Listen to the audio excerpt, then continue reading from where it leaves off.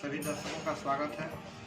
मित्रों, जब भी हम लोग आकाश की दूरदृष्टि डालते हैं तो मन मस्तिष्क में उत्कंठा उत्पन्न होती है कि ये ग्रह नक्षत्र क्या है, तारे क्या है, तारे क्यों टूटकर गिरते हैं, सूर्य देव प्रतिदिन पूरब दिशा में ही क्यों उगते हैं, ऋतुएं प्रत्येक वर्ष कर्मानुसार क्यों आते हैं।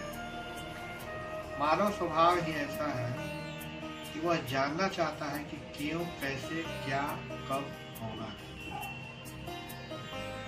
हम प्रत्यक्ष बातों को ही जानकर संतुष्ट नहीं होते। जिन बातों से प्रत्यक्ष लाभ होने की तनिक मात्र भी संभावना नहीं है, उसे भी हम जानने का प्रयास करते हैं। और जिन बातों को जानने की हमारी उत्कंठा रहती है, उससे अवगत हो जाने पर जो खुशी हमें मिलती है, वो ईश्वर के प्राप्ति से जो खुशी प्राप्त होगी उससे कहीं फर्क नहीं।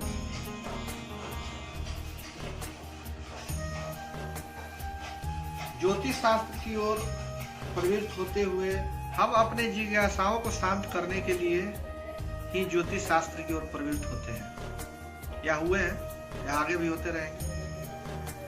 हमारे ऋषि मुनियों ने जब आकाश रूपी प्रयोगशाला में स्थित ग्रहों, नक्षत्रों को कुशल चक्षुओं के द्वारा पर्यवेक्षण कर अनेक रहस्यों का उद्घाटन किया।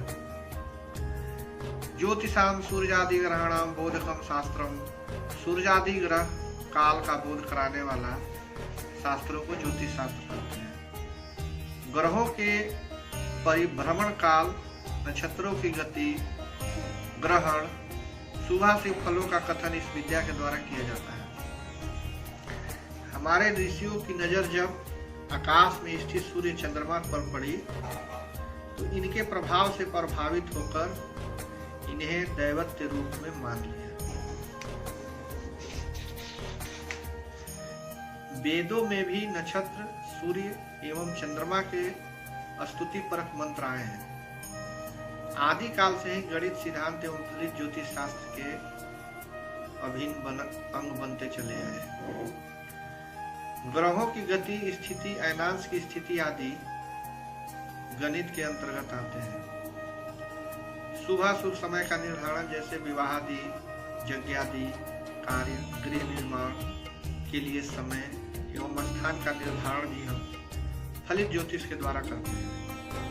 ज्योतिष शास्त्र की दो विधा और हैं, जिसे हम प्रश्न शास्त्र एवं शकुन शास्त्र भी कहते हैं। हमारे ऋषियों ने योगाभ्यास द्वारा अपने सूक्ष्म प्राज्ञा शक्ति से शरीर के भीतर ही सौर मंडल के दर्शन किए और निरीक्षण कर आकाशीय सौर मंडल की व्यवस्था की।